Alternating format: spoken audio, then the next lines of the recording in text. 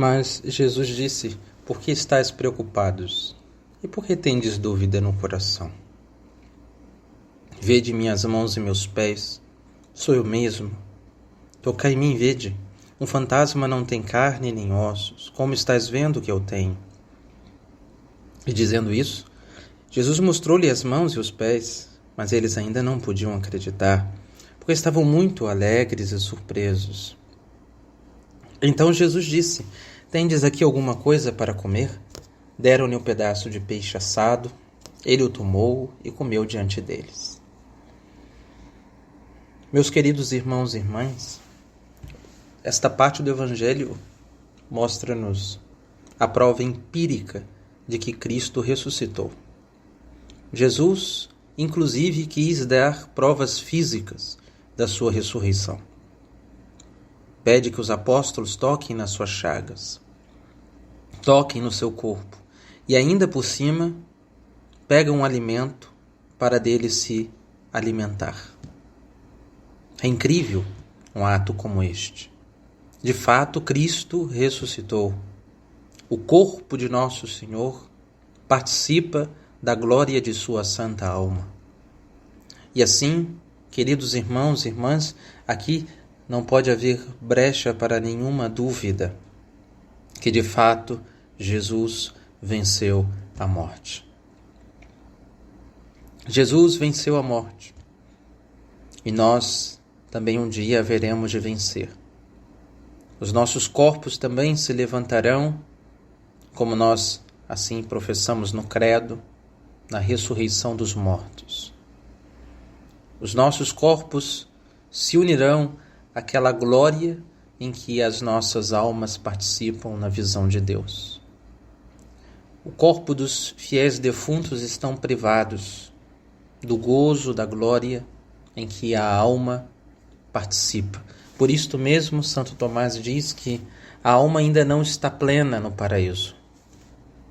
Não está plena porque ela só chegará à plenitude de sua felicidade quando estiver novamente unida ao corpo para o qual ela foi feita.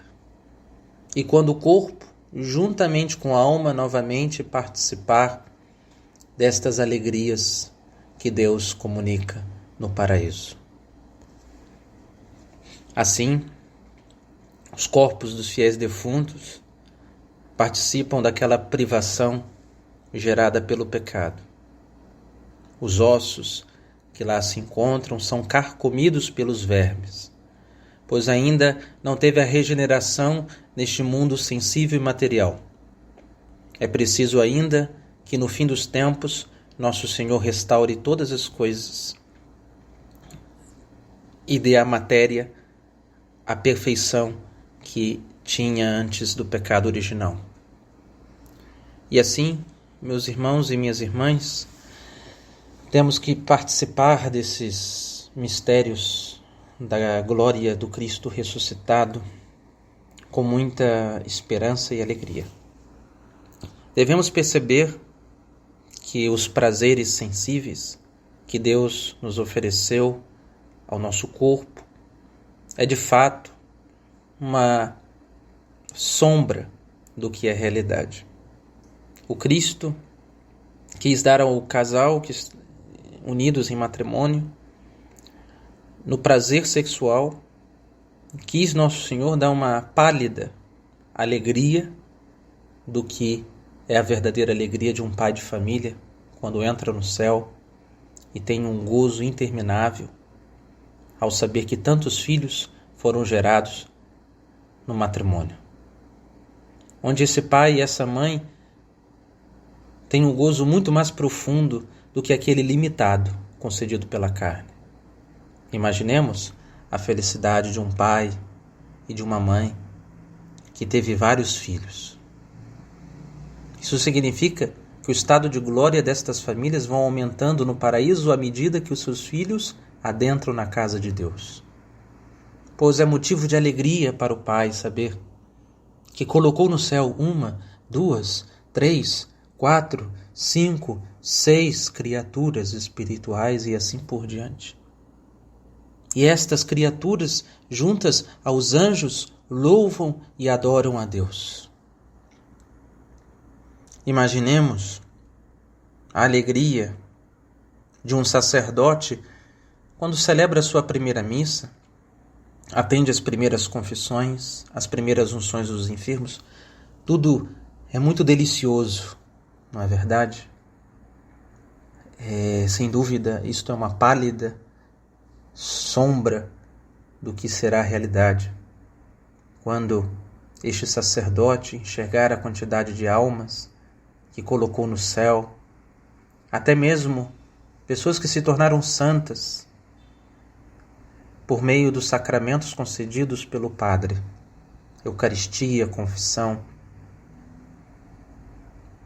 Que gozo temos, por exemplo, quando comemos as comidas, os manjares, os bons vinhos, diversas bebidas, e percebemos o quanto que essas coisas são tão boas, e aquelas pessoas que produziram com tão esmero para nós, como um dom de Deus, porque de fato a comida é aquilo que sustenta a vida humana, e Deus, para mostrar que a vida humana é um dom, quis colocar o prazer.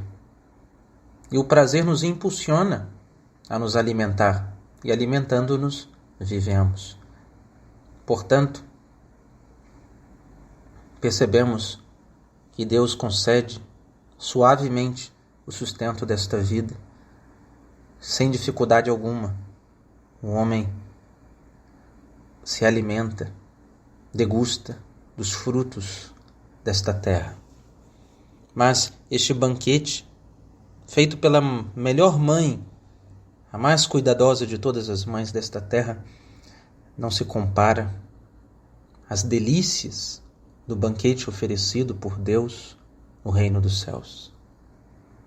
Alimentar-se do próprio amor é o maior manjar que as nossas almas puderam entender e receber. Por isto, devemos viver todos esses prazeres. Os prazeres não são maus, os prazeres são bons. O que é mau são aquelas decisões escolhidas pela alma em desunião com a verdade e com a verdade revelada do próprio Deus. Porque esses prazeres têm uma finalidade e devem cumprir a finalidade para o qual foram feitos.